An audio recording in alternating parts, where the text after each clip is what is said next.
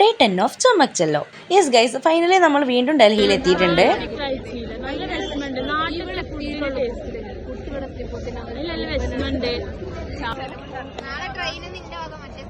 എന്തേ ബണ്ണിന്റെ ഉള്ളിൽ എന്താ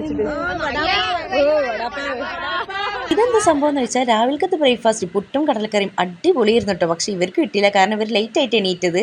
ഞങ്ങൾ ഇപ്പൊ കുത്തബ്മിനാർ കാണാൻ വേണ്ടി വന്നതാണ്. ഇവിടെ വന്നപ്പോ ഞങ്ങൾക്ക് ഡൗട്ട്, ഞങ്ങളെ ഇവിടെ നിൽക്കണം, ഇവിടെ ആടാ ആ കാണുന്നത് ഇവൻ പറഞ്ഞ കുത്തബ്മിനാർ അല്ലാന്ന് ഞാൻ പറഞ്ഞാണ്. പക്ഷെ സത്യം പറഞ്ഞതാണോ ഇല്ലേ ഞങ്ങൾക്ക് ഡൗട്ട്, കാരണം ഇത് ചെറുതാണല്ലോ.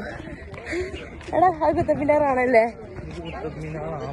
അല്ലേ ആണെന്നുണ്ടോ അവിടെ? അതെല്ലാരും അതിന്റെ സ്വപ്നങ്ങളിലെ കുത്തബ്മിനാർ ഇങ്ങനെ അല്ലാന്നാ പറയുന്നത്. കുത്തബ്മിനാർ കണ്ടിട്ട് വിശ്വസിക്കണില്ല. ഇതാണ് കുത്തബ്മിനാർ അല്ലേ നയിച്ചിരിക്കണ പൊട്ടന്മാർ. വിശ്വാസായി? എനിക്ക് വിശ്വാസായ? എനിക്ക് വിശ്വാസായ? എന്ത് മെഷർമെന്റ് എടുക്കുന്നവർക്ക് ഒരു കട്ടന്റെ വലിപ്പം കൂടി 10 കട്ടന്റെ വലിപ്പം അപ്പുറത്തിനെക്കാട്ടി പുറത്ത് കൂടുമ്പോ ശരി വരും. അതാണ് സംഭവം. ഇനിയിപ്പോ ഒരു സമ്മതിച്ചാലും ഇല്ലെങ്കിലും ഇതന്നെ ഇട്ടാ കുത്തബ്മിനാർ. പിന്നെ കഴിഞ്ഞിട്ട് നമ്മൾ കുറച്ച് ഫോട്ടോഷൂട്ടൊക്കെ എടുത്ത് അവൻ്റെടാ ഈ കാണിക്കണ എന്താന്നല്ലേ, സംഭവം ഒന്നുമല്ല, നമ്മൾ കുത്തബ്മിനാർ മറിച്ചിടണ ഒരു ഫോട്ടോ എടുക്കുകയെന്നും പറഞ്ഞിട്ട് എടുക്കുന്ന ആള്.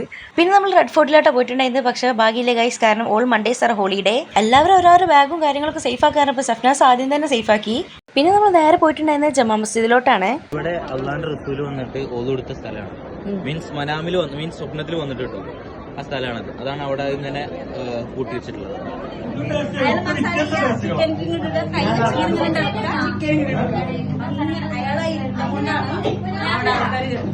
ഈ ഹൈപ്പ് എന്താന്നല്ലേ, ഡൽഹിയിൽ ഒന്ന് ഫുഡ് എക്സ്പ്ലോർ ചെയ്യാതെ പോരുന്നതാണല്ലോ. അങ്ങനെ നമ്മൾ നേരെ ഹാജി ചിക്കനിലോട്ടാണ് വന്നിട്ടുള്ളത്. സംഭവം നല്ല തിരക്കാണ്. കണ്ടിയിലെ ഷാമിൽ ഇരിക്കാൻ സ്ഥലല്ലേ, കിട്ടില്ലെങ്കിൽ അടിയോന്നൊക്കെ പറഞ്ഞ് നിൽക്കണത്. പിന്നെ നമ്മൾ അസ്ലം ചിക്കനും ഖുറേഷി കബാബും ഒക്കെ കഴിച്ചിട്ടുണ്ടായിരുന്നു. പിന്നെ ഇവിടുത്തെ ഒരുപാട് ഐറ്റംസ് നമ്മൾ കഴിച്ചിട്ടുണ്ടായിരുന്നു. ഷാഹിദുക്കടിയും പിന്നെ അതുപോലെ കുറെ സ്വീറ്റ്സ് ഐറ്റം ഒക്കെ കഴിച്ചിട്ടുണ്ടായിരുന്നു. പിന്നെ ഇവിടുത്തെ മസ്റ്റർ ഐറ്റം മുഹബത്ത് കാ ഷർബത്ത് കുടിച്ചില്ലെങ്കിൽ മോശമല്ല, അപ്പൊ അതും കൂടി നമ്മൾ കുടിച്ചിട്ടുണ്ടായിരുന്നു.